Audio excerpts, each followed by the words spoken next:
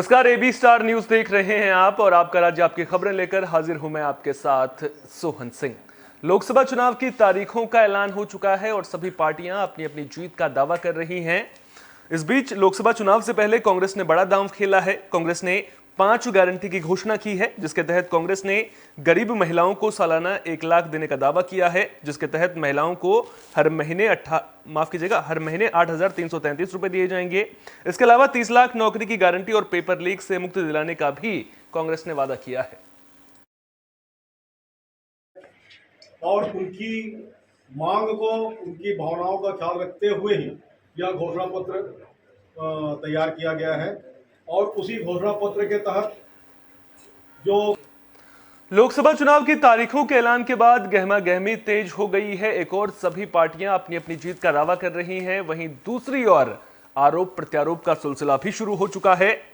इसी कड़ी में जांजगीर चांपा से बीजेपी जिलाध्यक्ष गुलाब चंदेल का बयान सामने आया है। उन्होंने कहा कि सरकार ने अपने 3 महीने का कार्यकाल पूरा कर लिया है और सरकार बनने के बाद मोदी की गारंटी भी पूरी करनी शुरू कर दी गई है, जिससे जनता खुश है। वहीं कांग्रेस विधायक व्यास कश्यप ने कहा कि इस बार कांग्रेस ने लोकसभा चुनाव में महिला, किसान और युवाओं के लिए 5 गारंटी की घोषणा की है। देखिए, आज जिला कांग्रेस कमेटी की प्रेस वार्ता मेरे कार्यालय में संपन्न हुई। प्रदेश की ने कहा कि भाई प्रत्येक जिले पे प्रेस कॉन्फ्रेंस हो और उसकी प्रेस कॉन्फ्रेंस अभी कुछ समय पश्चात ही समाप्त हुई है। और प्रेस कॉन्फ्रेंस युवा, महिला और किसानों के लिए जो 5 गारंटी योजना कांग्रेस ने अपनी टीम के द्वारा घोषित की है, उसको अवगत कराने के लिए आज प्रेस कॉन्फ्रेंस थी। प्रसन्नता हो रही है कि हमने 13 मार्च को अपने 3 महीने का कार्यकाल पूरा किया है। इन 3 महीनों के कार्यकाल में हमने जो मोदी के गारंटी के साथ जनता का जनादेश दिया था, उस जनादेश को हमने पूरा करने का प्रयास किया है। हम चाहे महतारी और बंधन योजना में 1,000 रुपये प्रति माह देने की बात हो, किसानों को 3100 रुपया समर्थन मूल्य देने की बात हो, उनके फसल के उत्पादन की राशि देने की बात हो, 21 क्विंटल धान की खरीदी की बात हो, उन सब बात। तो लोकसभा चुनाव को लेकर बयानबाजी का सिलसिला जोर पकड़ने लगा है। वहीं दूसरी ओर प्रशासन ने भी चुनाव को लेकर अपनी कमर कस ली है। बता दें कि जांजगीर चांपा में तीसरे चरण में चुनाव होने हैं। जांजगीर चांपा में 7 मई को वोटिंग होनी है, जिसके लिए 12 अप्रैल से नामांकन शुरू होंगे। 19 अप्रैल नामांकन की आखिरी तारीख है। 22 अप्रैल तक उम्मीदवार नाम वापस ले सकते हैं। जांजगीर चांपा जिले में 811 मतदान केंद्र बनाए गए हैं। लोकसभा क्षेत्र में 2200 मतदान केंद्र बनाए गए हैं, जहां 22 लाख वोटर्स अपने मताधिकार का इस्तेमाल करेंगे। सुरक्षा के मद्देनजर पुलिस प्रशासन ने चाक चौबंद इंतजाम किए हैं। जिले में आने वाले लोगों पर विशेष निगरानी रखी जा रही है। इलेक्शन कमीशन ऑफ इंडिया के द्वारा अनाउंसमेंट ऑफ इलेक्शन करने के साथ ही पूरे जिले के अंदर आदर्श आचार संहिता लागू हो गई है। हमारे जिले जांजगीर चांपा में, जो जांजगीर चांपा लोकसभा क्षेत्र है, उसके अंदर 7 मई को वोटिंग डिसाइड की गई है, जो कि 3rd फेज ऑफ इलेक्शंस के अंदर आता है। 12 अप्रैल से हमारे यहाँ पे नाम निर्देशन की प्रक्रिया प्रारंभ हो जाएगी और 19 अप्रैल नॉमिनेशन का लास्ट डेट है। 20 अप्रैल को स्क्रूटनी की जाएगी और 22 अप्रैल कैंडिडेचर विड्रॉ करने की लास्ट डेट के साथ में ही 7 मई को वोटिंग और 4 जून को काउंटिंग की डेट निर्धारित की गई है। आज एमसीसी लगते ही हमारे जिले के अंदर जो हमने संपत्ति विरूपण की कार्रवाई है वो प्रारंभ कर दी गई है। साथ ही साथ आदर्श आचार संहिता का पालन के लिए सी-विजिल जो ऐप है और जो दूसरे आईटी ऐप हैं वो सब प्रारंभ हो गए हैं। आज माननीय निर्वाचन आयोग द्वारा लोकसभा चुनाव की घोषणा हो गई है, जिसके तहत 12 अप्रैल से हमारे जिले में नाम निर्देशन की प्रक्रिया शुरू हो जाएगी और 7 मई को जांजगीर लोकसभा क्षेत्र में मतदान होगा। इसके लिए आज से ही आदर्श आचरण संहिता के सुचारू रूप से और पूरी तरह से पालन के लिए सारी तैयारियां कर ली गई है। इसके तहत हमारी जितनी भी एसएसटी टीम है, एफएसटी टीम है, आज से सक्रिय हो रही हैं और नाकाबंदी पॉइंट्स में चेकिंग और जो कि पहले भी लगातार जारी थी, उसको और सक्रियता से किया जा रहा है। इसके तहत लगातार अवैध शराब या अवैध जो भी नशीले पदार्थ वगैरह उनके खिलाफ कार्रवाई लगातार की जा रही है। इस कार्रवाई को और तेजी से बढ़ाया जा रहा है और 24 घंटे लगातार जिले में। अगली खबर हरियाणा से है। दरअसल हरियाणा के निजी अस्पताल अब आयुष्मान कार्ड से इलाज नहीं करेंगे। दरअसल सरकार ने राज्य के निजी अस्पताल संचालकों को इस योजना के तहत बकाया 300 करोड़ रुपए का भुगतान नहीं किया है, जिसके चलते यह फैसला लिया गया है। पलवल आईएमए के जिलाध्यक्ष डॉक्टर गुलशन अरोड़ा ने बताया कि एसोसिएशन के प्रदेश अध्यक्ष के निर्देश पर आईएमए ने प्रदेश स्तर पर सरकार को पत्र लिखा था, जिसके बाद आयुष्मान भारत के सीईओ को भी पत्र लिखकर बकाया 300 करोड़ जारी करने की मांग की गई, लेकिन उन्हें कोई जवाब नहीं मिला, जिसके चलते ये फैसला लिया गया है। उन्होंने बताया कि राज्य में लाखों लोग चिरायु कार्ड का लाभ ले चुके हैं। सरकार ने इस कार्ड के तहत सरकारी और निजी अस्पतालों में 5 लाख रुपए तक के मुफ्त इलाज की सुविधा दी है, लेकिन बकाया भुगतान न होने से नाराजगी देखने को मिल रही है। एसोसिएशन ने 30 मार्च तक स्थिति की समीक्षा करने की बात कही है। कि ये फैसला हमारी जो आईएमए हरियाणा ब्रांच है, उनके जो प्रेसिडेंट हैं डॉक्टर अजय महाजन जी ने, उन्होंने लिया है। फरवरी के महीने में उन्होंने अल्टीमेटम दे दिया था और टाइम दे दिया था कि 15 मार्च तक जिन डॉक्टर्स की पेमेंट से पेंडिंग चल रही हैं, प्लीज़ उनकी पेमेंटें पहुंचा दीजिए, क्योंकि जो भी इन्होंने पैकेजेस तैयार करे थे आयुष्मान कार्ड धारकों के लिए, वो हमने एक्सेप्ट किए थे और मोदी जी का सपना पूरा करने के लिए हमने ये काम शुरू किया था।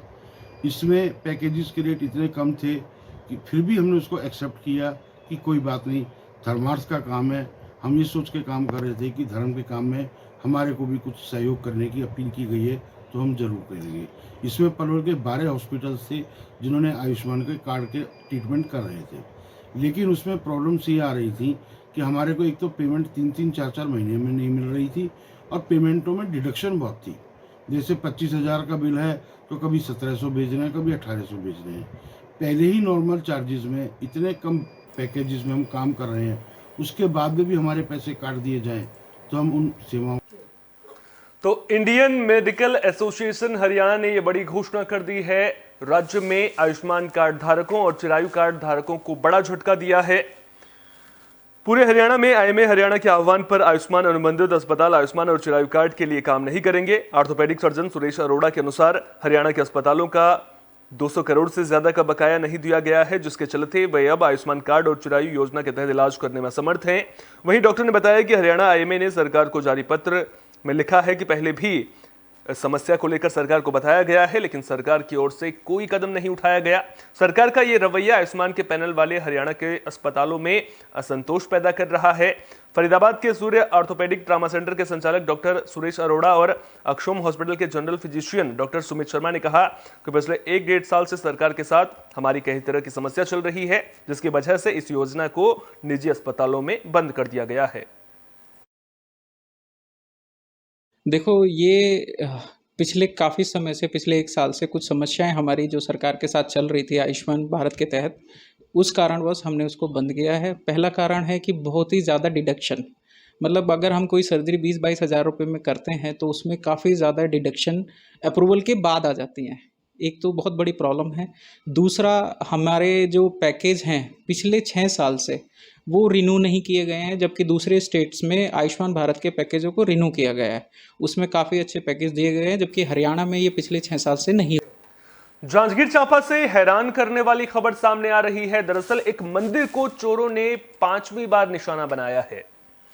मामला जिला मुख्यालय से 6 किलोमीटर दूर खोखरा गांव के मनकादाई मंदिर का है। आरोपियों ने रात में मंदिर के दरवाजे खोलकर माता के श्रृंगार के सामान की चोरी की। सुबह मंदिर पहुंचे पुजारी और ट्रस्ट के सदस्यों ने मामले की जानकारी पुलिस को दी है। पुलिस की टीम मामले की जांच में जुट गई है। बता दें कि मंदिर में मनकादाई ट्रस्ट ने कई सीसीटीवी कैमरे भी लगाए हैं, साथ ही चौकीदार की नियुक्ति भी की है। सीसीटीवी में 5 लोग चेहरे पर गमछा बांधे हुए और मंदिर की दान पेटी उठाकर ले जाते हुए नजर आ रहे हैं। जानकारी के मुताबिक मंदिर से बड़ी दान पेटी के साथ 6 छोटी दान पेटी और मनका माता के श्रृंगार के आभूषण चोरी हुए हैं। पुलिस आरोपियों की तलाश कर रही है। ग्राम खोखरा थाना जांजगीर क्षेत्र अंतर्गत ग्राम खोखरा है, जहां मां मनकादाई मंदिर स्थित है। अज्ञात चोर बीती रात को मंदिर में घुसे थे, जिसमें लगभग 1.5 लाख की कैश जो है चोरी होने की संभावना बताए हैं। FIR भी हो चुका है। 239 अपराध क्रमांक 457 380 के तहत अपराध दर्ज किया गया है और CCTV फुटेज देखी गई है, जिसमें 3 लोग सामने दिखाई दे रहे हैं। बाहरी गिरोह होने की आशंका है। तत्काल इनको पकड़कर कार्रवाई की जाएगी। क्या चोरी हुई है सर? चोरी में जो दान पेटी में पैसे थे वो थे, साथ में एक चांदी का लोटा है और एक नथनी है छोटी सी। भोजपुर में बदमाश बेखौफ नजर आ रहे हैं। पूर्व मुखिया पर जानलेवा हमले की खबर सामने आ रही है, तो भोजपुर में बदमाशों का तांडव थमने का नाम नहीं ले रहा है। ताजा मामला शाहपुर थाना इलाके के सरैया गांव का है। गोली लगने से पूर्व मुखिया गंभीर रूप से घायल हुए हैं, जिन्हें इलाज के लिए अस्पताल में भर्ती कर दिया गया है। बता दें कि शाहपुर थाना इलाके के बिलौटी गांव के रहने वाले पूर्व मुखिया अशोक कुमार मध्य विद्यालय में शिक्षक के पद पर तैनात हैं। इस घटना के बाद इलाके में हड़कंप मच गया है। मामले की जानकारी मिलने पर पुलिस ने आरोपी रजनीकांत को गिरफ्तार कर लिया है। पकड़े गए आरोपी के पास से हथियार और कारतूस भी बरामद किया गया है। जानकारी के मुताबिक स्कूल से छुट्टी होने के बाद शिक्षक अशोक बाइक से घर लौट रहा था। इसी दौरान वे सरैया गांव में पान की दुकान पर पान खा रहे थे, तभी एक युवक ने उन्हें गोली मार दी थी। सूत्रों से मिली जानकारी के मुताबिक 2 साल पहले सरस्वती पूजा के दौरान हुए विवाद को लेकर आरोपी ने शिक्षक को गोली मारी है।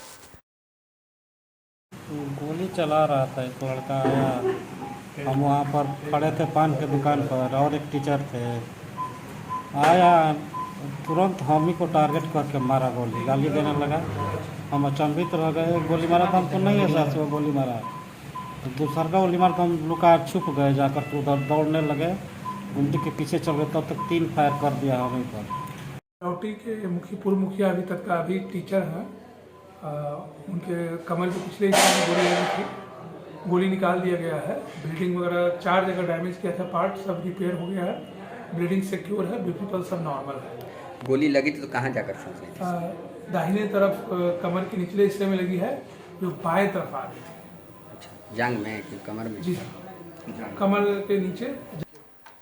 हरियाणा के यमुनानगर में एक चलती कार अचानक आग का गोला बन गई। देखते ही देखते आग की लपटों ने विकराल रूप धारण कर लिया। हादसा रेलवे अंडरपास के नीचे हुआ। देखते ही देखते कार धू-धू कर जलने लगी और सड़क के दोनों ओर गाड़ियों की लंबी कतार लग गई। आग इतनी जबरदस्त हुई कि एक-एक कर उसके टायर भी फटने लगे थे। मामले की जानकारी मिलने पर पहुंची पुलिस और दमकल विभाग की गाड़ियों ने आग पर काबू पा लिया है। सूचना मिली है और मौके पर मुजफ्फरनगर शहर सरकार में और अपने घर जरूर लगा तो शॉर्ट सर्किट का पता लगा आग लगी। अच्छा, तो ये जो आग में सवार थे बचाव हो गया जी? कहाँ के रहने वाले थे जी? रूपनगर।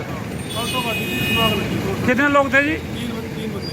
ठीक है, तो कोई नुकसान नहीं है, ठीक है। आपका राज्य आपकी खबरों में फिलहाल के लिए इतना ही। अपना बहुत बहुत ख्याल रखिए। देश और दुनिया की तमाम अहम खबरों के लिए देखते रहिए AB स्टार न्यूज़।